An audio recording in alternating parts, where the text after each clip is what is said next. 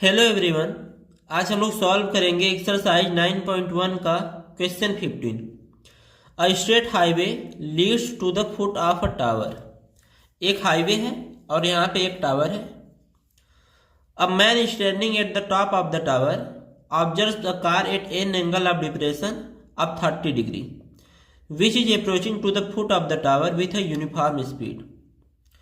इस टावर के ऊपर एक आदमी है, मान लेते हैं यहाँ पे आदमी, और ये यहाँ से ऑब्जर्व कर रहा है एक कार को जो टावर की तरफ बढ़ रही है। मान लेते हैं ये कार है और ये टावर की तरफ एक यूनिफॉर्म स्पीड से बढ़ रही है।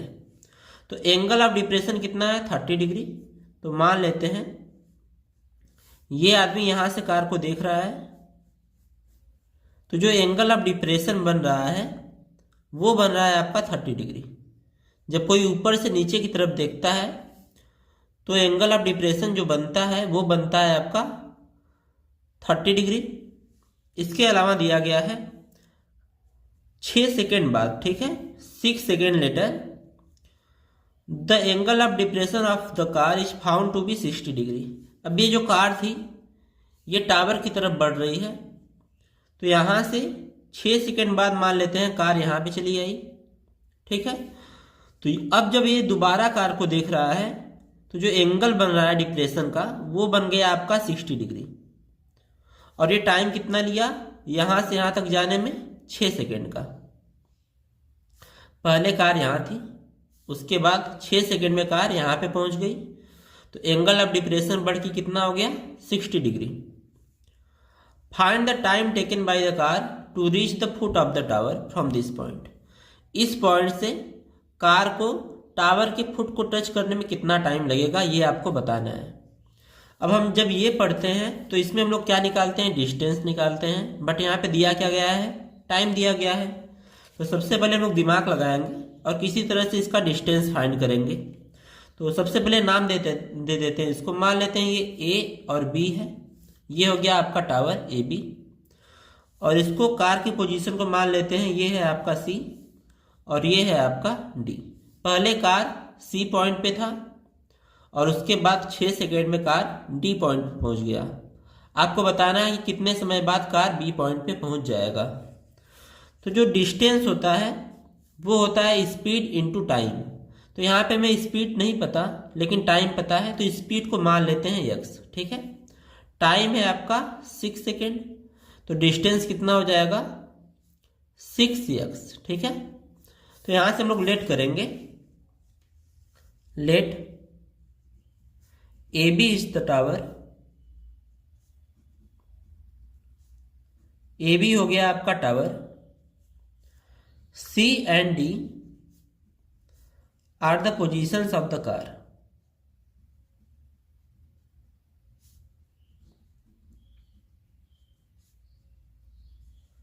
इसके अलावा हम लोग मानेंगे let speed of the car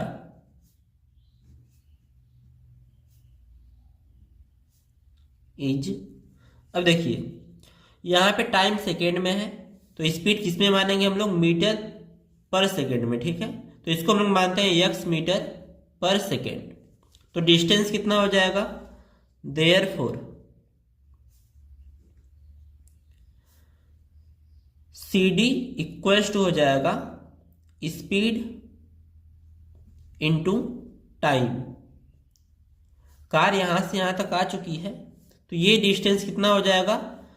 speed में टाइम का मल्टीप्लाई करने पे डिस्टेंस आ जाएगा, तो सी डी की वैल्यू आ जाएगी। स्पीड है आपका एक्स और टाइम कितना है? 6 सेकेंड। तो डिस्टेंस कितना आ जाएगा? 6x। यानी ये जो डिस्टेंस है वो आपका आ गया 6x मीटर, यहां से यहां तक। अब हम यहां से यहां तक की डिस्टेंस निकालेंगे और उसको स्पीड से डिवाइड करके टाइम निकाल लेंगे। तो ये हमें नहीं पता, तो इन ट्रायंगल हम इस ट्रायंगल का यूज करेंगे। In triangle A B D, इस ट्रायंगल में जो एंगल डी है यानी ये वाला एंगल, ये कितना होगा? ये है आपका 60, तो ये भी कितना होगा 60 डिग्री, क्योंकि दोनों अल्टरनेट इंटीरियर एंगल हैं, ये दोनों लाइंस पैरेलल हैं और यहाँ पे अल्टरनेट इंटीरियर बन रहा है। इसके अलावा बाकी हमें कुछ पता नहीं है, तो tan d, अगर हम इसके लिए tan का यूज करें तो tan थीटा क्या होता है, परपेंडिकुलर अपॉन बेस। तो परपेंडिकुलर है आपका AB और बेस क्या है DB, तो ये हो जाएगा AB अपॉन DB। तो D की वैल्यू हमें पता है, तो ये हो जाएगा tan 60 degree equals to AB upon DB। tan 60 की वैल्यू होती है √3 equals to AB upon DB। हमको DB की वैल्यू चाहिए, DB की, तो यहाँ से हम लोग DB की वैल्यू निकाल लेंगे या फिर AB की ही वैल्यू निकाल लेंगे। DB यहाँ पे डिवाइड में है, इसकी साइड चेंज करेंगे तो ये मल्टीप्लाई में हो जाएगा, तो √3DB इक्वल्स टू हो जाएगा AB, और इसको बना लेंगे इक्वेशन 1। AB की जो वैल्यू है वो कितनी आ गई, √3DB। अब हम इस ट्रायंगल का यूज करेंगे ABC, तो यहाँ पे ये एंगल 30 डिग्री है, तो ये एंगल भी कितना होगा 30 डिग्री। तो लिखेंगे इन ट्रायंगल ABC, इस ट्रायंगल में जो एंगल C है वो कितना है 30 डिग्री। बाकी हमें कुछ नहीं पता, तो ऐसे ही छोड़ देंगे इसको।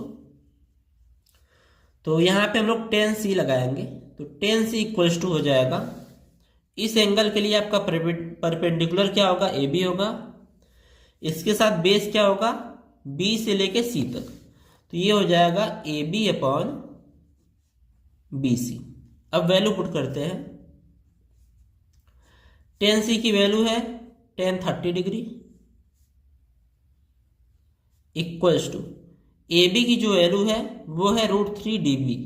तो इसको अभी हम पुट करेंगे, तो AB की जगह पे हम लोग लिखेंगे √3DB अपॉन BC। अब यहां से ध्यान देंगे BC, तो BC की वैल्यू क्या है BD प्लस CD, तो इसको लिख देंगे DB प्लस CD।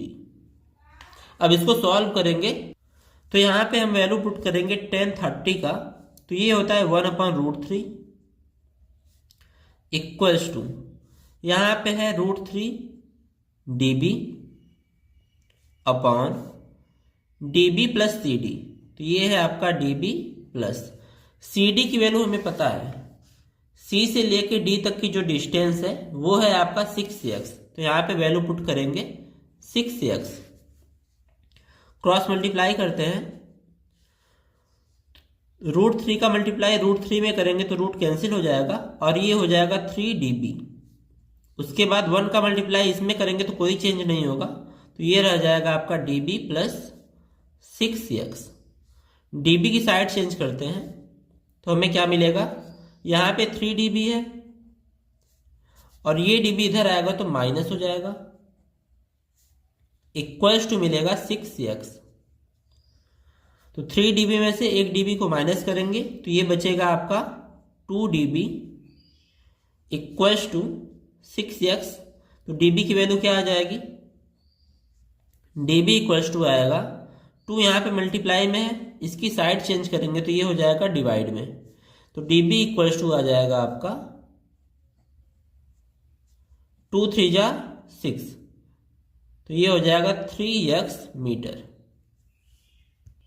अब यहां देखिए DB की वैल्यू हो गई आपकी 3x और स्पीड कितनी है, स्पीड है x मीटर पर सेकेंड, तो डिस्टेंस को अगर स्पीड से डिवाइड करेंगे तो टाइम आ जाएगा, तो यहां पे लिखेंगे टाइम इक्वल्स टू डिस्टेंस